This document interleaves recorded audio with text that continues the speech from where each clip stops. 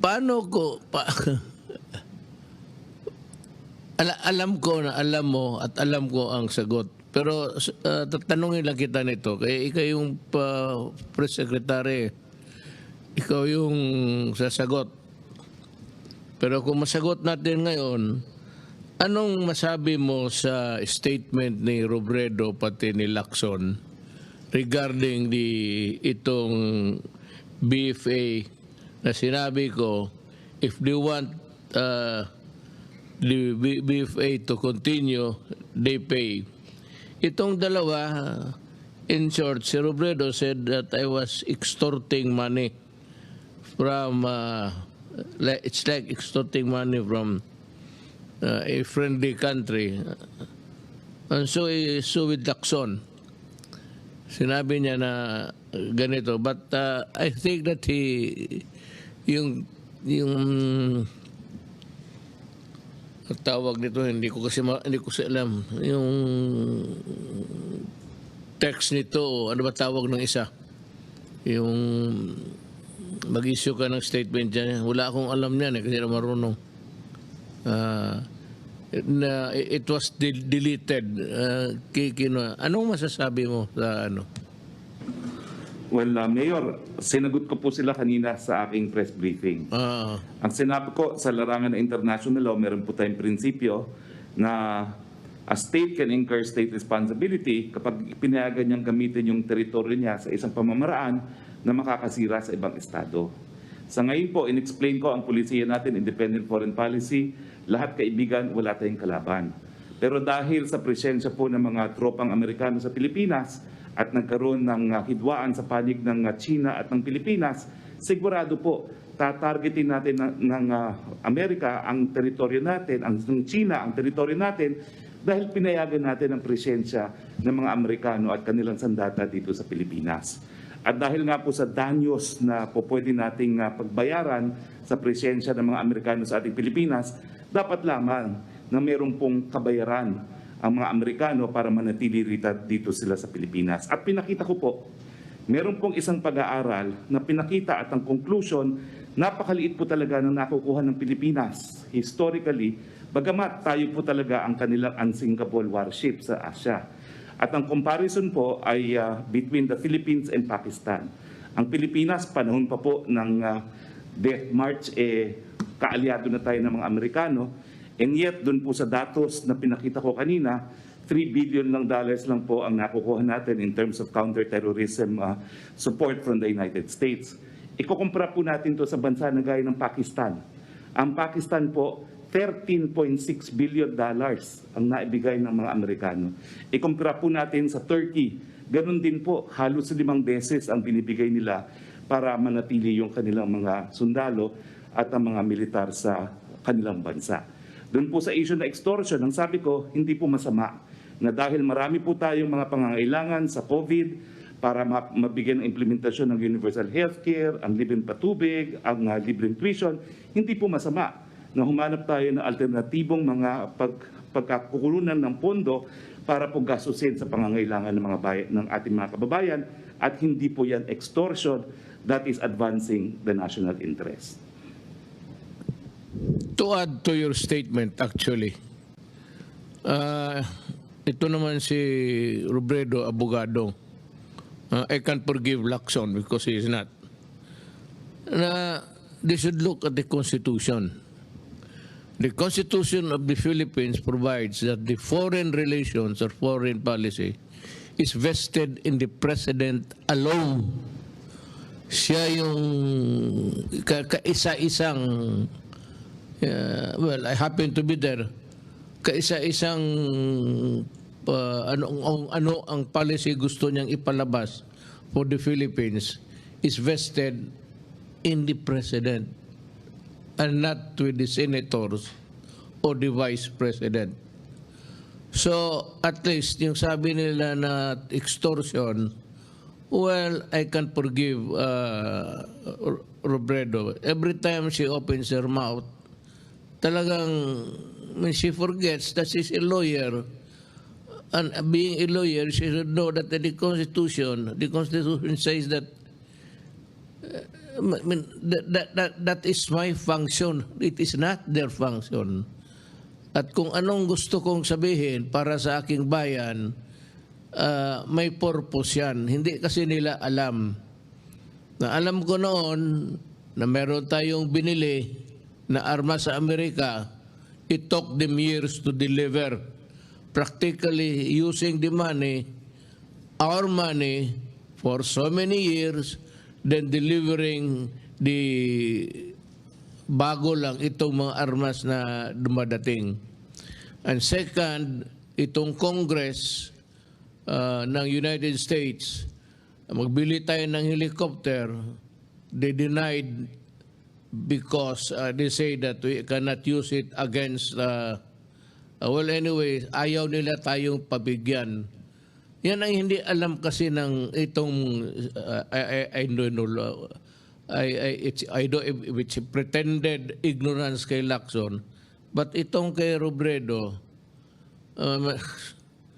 sabi ko nga, ma'am, kung ikaw ang presidente, hindi mo alam ang trabaho mo, huwag ka na lang dapat alam mo yan, abogado ka, that you should not be opening your mouth while we are negotiating because maraming kasalanan ang Amerika sa atin. Ang pagkaalam mo lang kasi, napunta ka ng Amerika, nagsalita ka doon, you were treated with almost as a royalty. Tapos ito ang nangyari ngayon, kakampi ka na walang rason. Wala hong... lahat dito sa babundong ito may hindi pera ang gusto kong hingiin sa kanila. Ganito yan ma'am, pati Senator Lacson, tayo malapit sa China, the theater of war kung mag-umpisa man is dito sa China Sea. Ngayon, gusto nga natin, pinipilit natin na Amerikano tayo, we should be provided with the arms and armaments that's capable of at least that would place us on equal footing with the other countries at war with us. Kasi titirahin talaga tayo ng China. Wala namang Amerikano, wala binibigay. You know, I have talked to so many military guys. Sabi nila, yung war games, it's coming, I think, on May. Ang Amerikano, magdala dito ng mga armas, mag-display sila ng mga equipments and everything. Tapos, ng war games, dinadala nila doon sa, tinuturuan nila ang Pilipino, paano gumamit during the war games, and then after that, they go home and bring back their equipment. So, andyan alam ni General Lorenzana yan. Yan ang lamentations ng Pilipino. Yan ang hindi alam ni Robredo. Ang pagkaalam kasi ni Robredo, parang we are nothing wrong with America and the Philippines. Hindi niya alam na kaya ikaw, ma'am, I'm sorry to say, you are not really qualified to run for president. You do not know your role in this government. Yung foreign relations with other countries is vested on the president alone. Kaya hindi mo alam kung mga pangyayari nung una, antecedent or precedent, na may ginagawa itong mga Amerikano, parang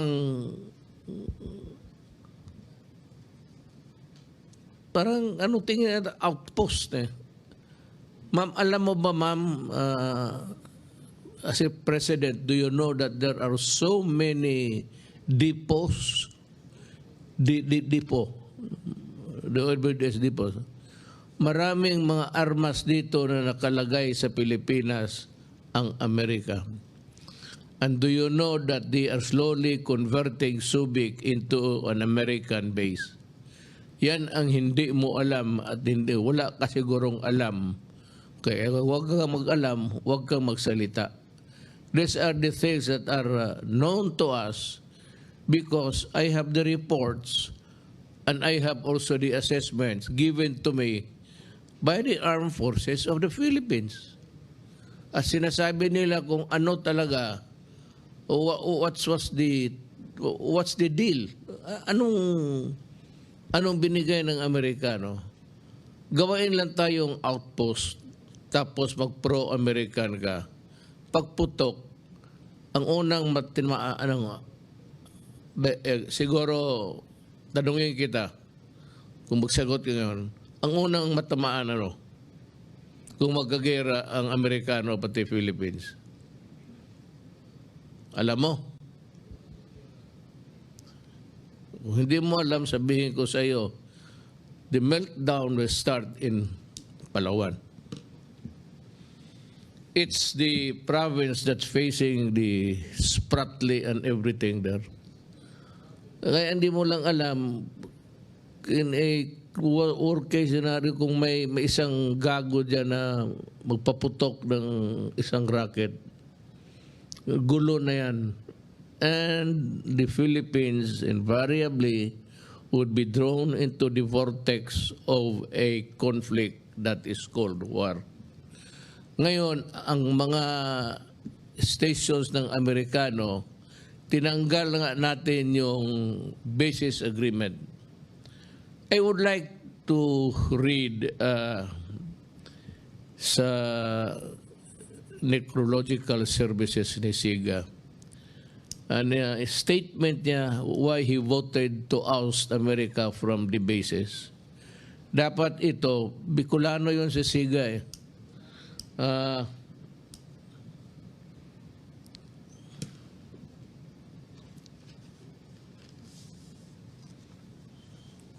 I would address this to the Vice President. Excerpt from the speech of the late Senator Vic Ziga during the Senate voting on the U.S. Bases Treaty on September 16, 1991. He said, and I quote, "I refuse to ride on the crest of a fleeting popularity.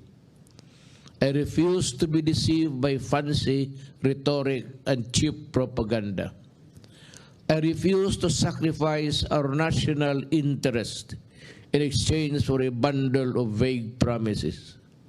Rather, Mr. President, I choose to continue to work for what I believe is right and just for our country.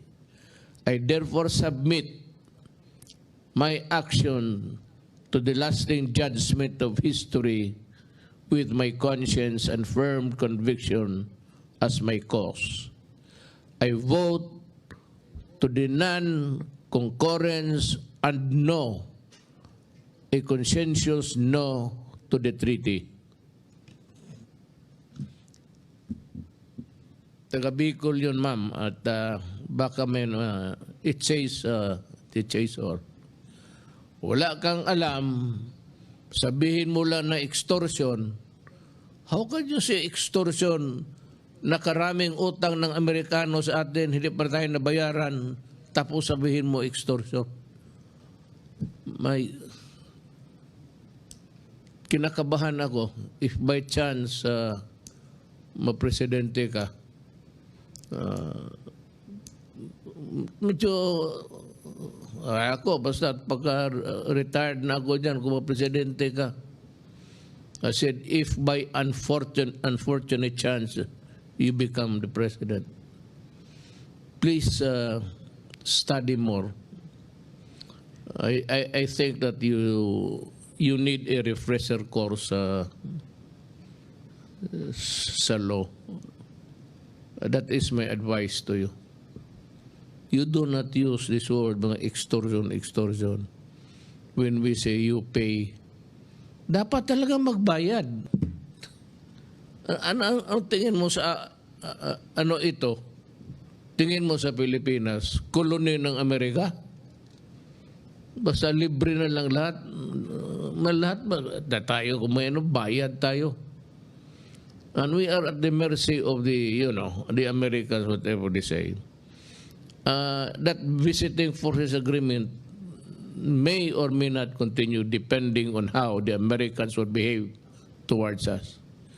Hindi sabihin na pag sinabi nila, sige, yun na kaagad. I think you should, if I were you,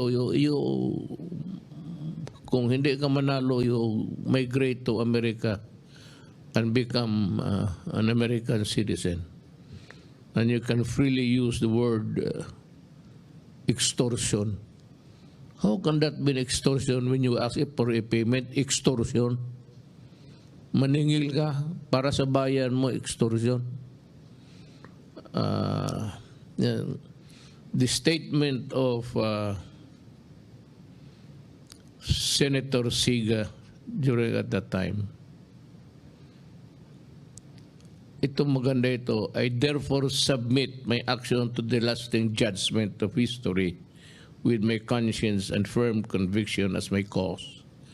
I vote yes to the non-concurrence and no, a consensus no to the treaty. May isa tayong who was a great senator sa Bicol. Mabutit na lang. Ewan ko. Pero yun na lang po. Salamat sa iyo. Ito naman kay Lacson. Nag-ano siya, anong tawag dito? Twitter. Hindi ka magamit ang aking kayo, Nokia pa rin eh. Twitter. May sinabi rin siya na parang ganito rin, in the same fashion, in the same ni Robredo. Kaya lang dinilit niya, tinanggal. Probably he realized that the senators have no function at all in the matter of agreements dito sa it's vested with the president and it does not need any concurrence from Congress. So the power to abrogate the visiting forces agreement nandito sa akin. I don't know. Kasi kung magkagera tapos mag-nuclear war, tapos nandito yung armas, nandito dyan sa Subic yung mga barko ng Amerikano, what do you think will happen to Bicol? It's too far away, but it will also melt just like what would happen to the rest of the Philippines. It to reduce us into a barren land where you cannot plant anything except wait to die. The way to die, rather. Alam na, siguro si Lacson na alam niya na tinanggal niya. Pero ito sabihin ko kay Ping, you have been a very cunning and sa mga statement mo. Yung pa-slide mo sa mga sabihin ko sa iyo, and so many other things in the past where you were wrong, bihin ko sa iyo na you have nothing to do with this. I may accept your comments, but please use it in a way total hindi naman ito use your use a language that will promote your person, your human being. Hindi yung basta-basta ka na lang mag-post-post dyan tapos without really finding out whether you are a part of it or not. Telling you you are not. So next time, consult a lawyer in your office. And to the Filipino people, maraming salamat po.